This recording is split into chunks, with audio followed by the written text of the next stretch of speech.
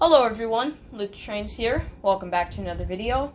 And today I'm going to be showing you how to install a 21 pin decoder into a DCC Ready Locomotive. But first we have a little unboxing to do. As you can see, we have a package from Yankee Dabbler here. Let me go ahead and get my knife open. Okay. Let's see.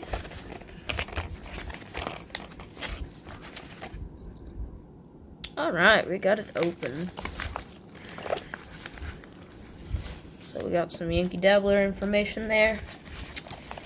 Here we go. We have an ESU LokPilot 21 pin decoder. Give you a close-up of the box here.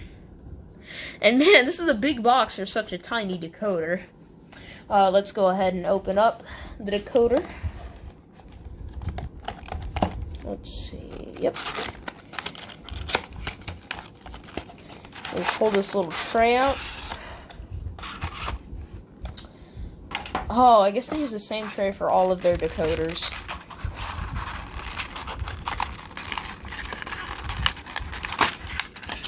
There we go. Oh, got some information down there. Add about loc sound, it looks like. Then here we have the actual 21 pin decoder. Alright, let's go ahead and clear off the workspace. And now the first step to installing any decoder is to disassemble the locomotive. Now, this particular locomotive is a Hawthorne Village Coca-Cola throughout the years F unit. But the installation process should be very similar for any locomotive that you so choose. Alright, so we've got our screwdrivers right there.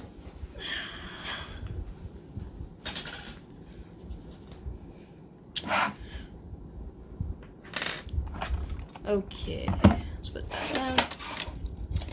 And I believe the one I was using right here.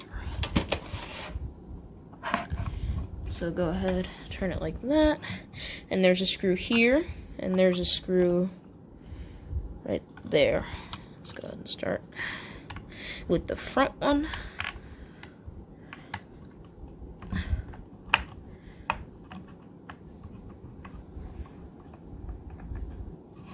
And if the screw doesn't come out, don't worry.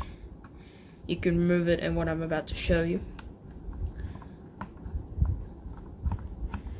Alright, so we've gotten these appropriately loosened. Now what I do is just flip it over and the shell should come right off. Now the headlight is not attached to the lens up in the front, so the shell just comes right off. Alright, we've got the shell off. Let me collect the screws. And then looking here, pull back the wires. This is our little 21 pin socket there. Let me zoom in so I can get a better view. That is our 21 pin socket. So after some close inspection, I found out that this is in fact a dummy plug. So what you kind of have to do is wiggle it on all sides and just keep working at it, and eventually it should come right off. Be careful not to damage anything else while you're doing this though. Almost there. Get the back going.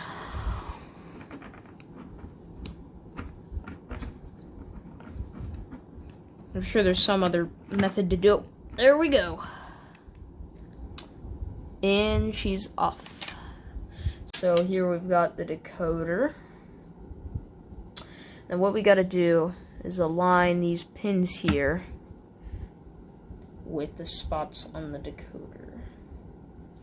So looking on the bottom, the plug was on here like that, with the black box facing up.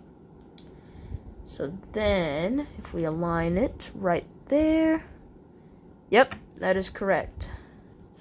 So then all we gotta do now is just get that decoder into position while keeping in mind being very careful not to damage any of the pins, and then you can just push it on there. Alright, that's on there. Nice. Alright, next step before we reassemble it is gonna be to test it. So I'm gonna go ahead and clear off my track, and then we can see if I did this correctly. Alright, so I did some testing off camera, and I found that it was actually really jerky. The operation was really jerky. So I did some research online and then found out that with ESU decoders, you have to go in and disable the BEMF mode. Now I don't know what CV that is. I just use JMRI, and you could also use ESU's Loc programmer, as they probably recommend. But I changed the address of it. I did some mess with the speed a little bit, and then I disabled BEMF.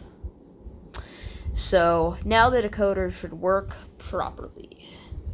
Let's go ahead and turn track power on.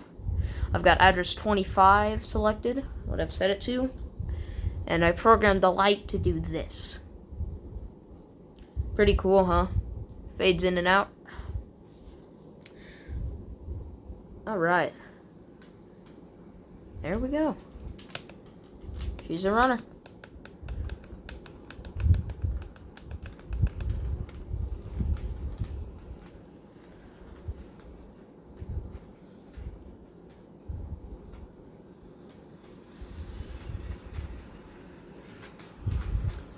Alright, let's bring her on back.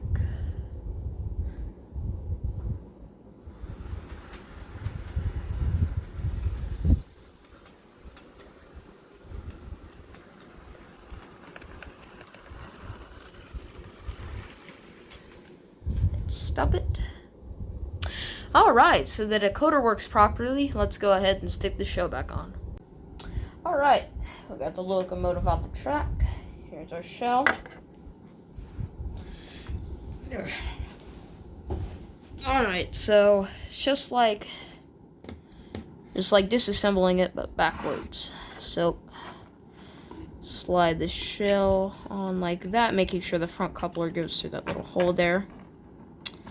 And then I'm gonna kind of pry these sides apart a little bit. Whoops. Alright. Oh, that's better. Oh. Okay.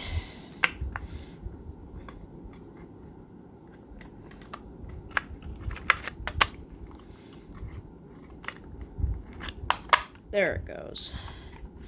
I think we got it on there now. Oh, that little sticker's there so I can remember the address of it. I would have done a 1225 for December 25th, but somebody at my club has the MTH Christmas locomotive, which is also 1225.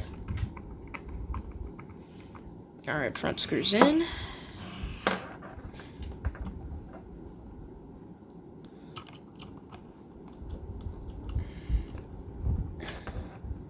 I've taken this locomotive apart a few times already, but I've always found that this little screw here is pretty tricky to get in.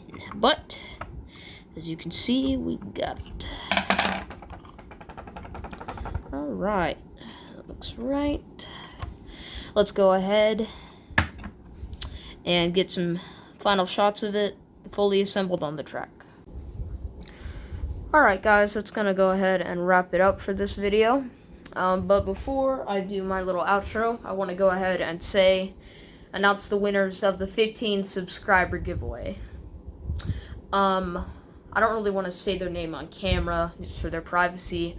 I know that's really lame, and I'm sorry about that, but I have already contacted the giveaway winner, and I've mailed them their package. So if I haven't contacted you with the contact information provided, then you haven't won. Again, thank you to everyone who entered, and thank you for those 15 subscribers who have now expanded to, I think, 35 at the time of this recording.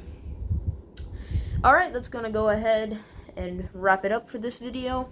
As always, thanks for watching, and please be sure to like and subscribe if you enjoyed this video.